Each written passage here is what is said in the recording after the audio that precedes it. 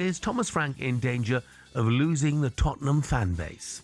Vicario's coming to the right full-back position and he's out of his goal and he's giving the ball away to Josh King and he's in a right pickle and they bent it in with Wilson! It's 2-0!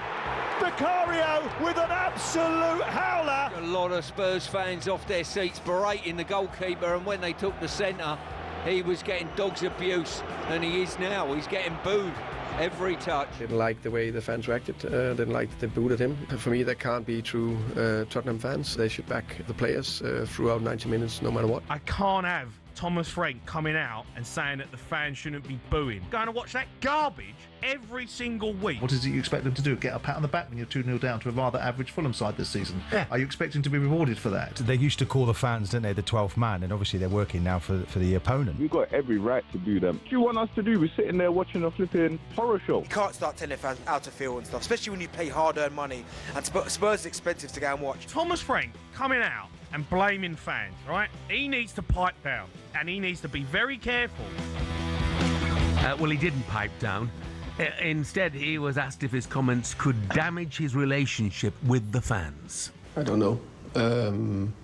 And you can say, how do you define a true Spurs fan? I think all the fantastic fans we have believe they're true Spurs fans. Some react in one way, some react in another, someone a little bit in between. No matter what, we need all of them. Well, Spurs back in action, of course, this evening up at St James's Park. Joining us now, a man who knows just what it's like to manage in front of those Tottenham fans. It's Harry Redknapp. Morning, Harry. Good morning, Harry. How are you? Good morning. Yeah, we're good, mate. I'm not sure how good Thomas Frank is, though, at the moment. What did you make of the fans booing Vicario during the game, first of all, Harry, and Thomas Frank's criticism of those fans?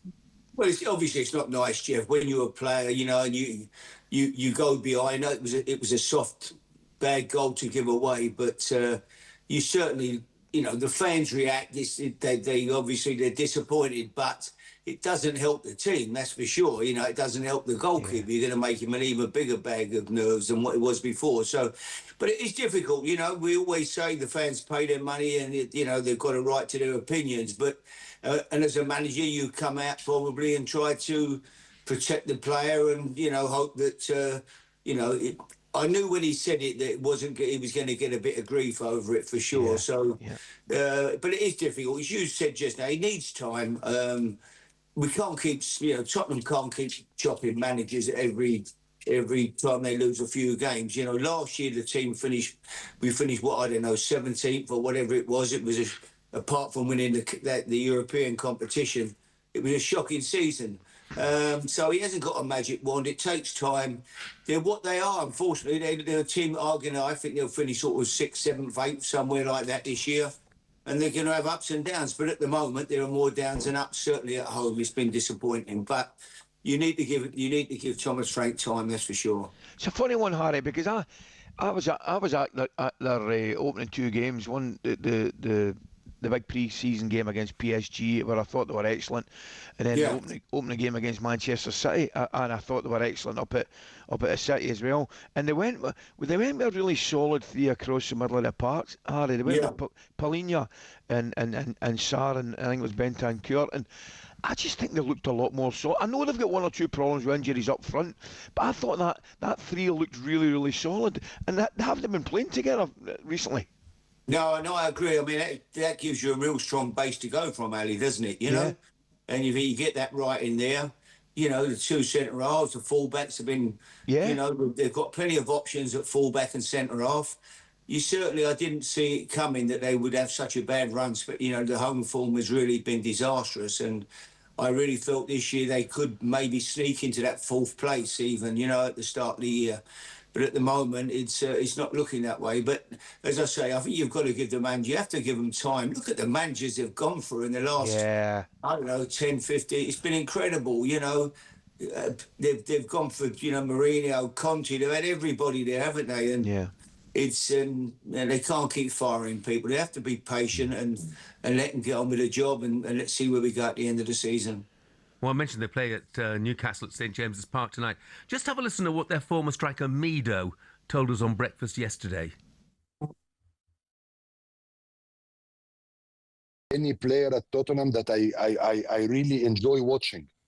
If I'm a Tottenham fan today and I want to go to the stadium and enjoy a certain player, who I'm gonna go and watch? No one. With all the respect to all the players that we have, we don't have a player like Kane. We don't have a player like Robbie Keane. We don't have a player like Son, of course. I mean, does he have a point there, Harry? There's no one for Spurs fans to get excited by. You know, obviously, in your time there, you had the sort of, you know, the Gareth Bales and the Luka Modric's and the Rafa van der Vaarts of this world. But there's nobody quite like that now, is there? No, I can see what he's saying, for sure, Jeff. There is nobody that you think, my God, you know, he's going to go and do something special today.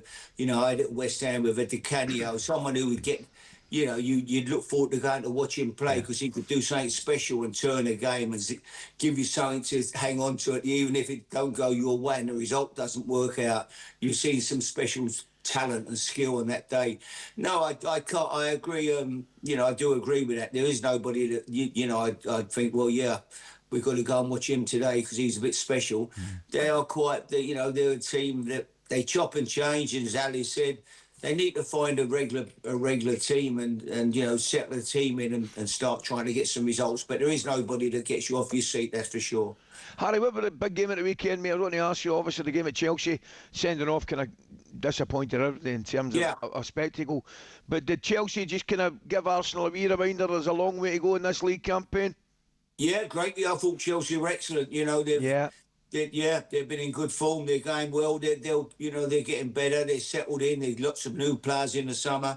I still fancy Arsenal, Ali. I still think Arsenal are because of Liverpool, you know, not going to win it this year. Man City, I do think Arsenal are still red-hot favourites, in my opinion. I'd be really surprised if they didn't win the Premier League this year. Harry, as ever, thanks so much for your time, mate. Could I just say, it's been a sad week for everybody at West Ham, obviously. With Billy, you know, he was a one-off, an absolute one-off. What a player, what a man. And when they, you know, people say, don't make him like him anymore. And when they certainly don't make him like him, he was a special, amazing footballer, an amazing person. So, yeah, it's been a sad week for everybody at West Ham. Here, Harry. Thanks, Harry. Well Cheers, said. boys. Well said, Cheers, mate. Harry. Thank you very much. Don't forget, you'll hear if the Spurs Booze Boys are out in force tonight. They travel to St James's Park. It's live and exclusive on talkSPORT. Kick-off is at 8.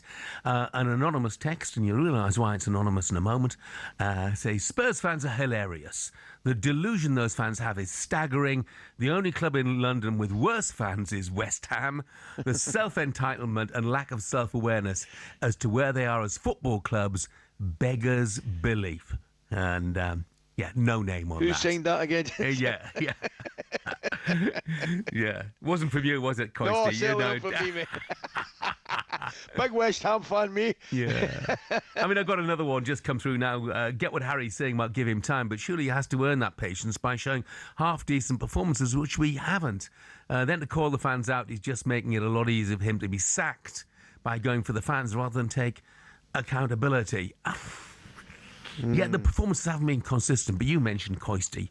I mean, the win at Manchester City? Yeah. Goodness sake. I mean, maybe that set the standard too high, the expectations too high, and consequently there's been a pretty hard fall since then. Look, let's see how they do at Newcastle tonight.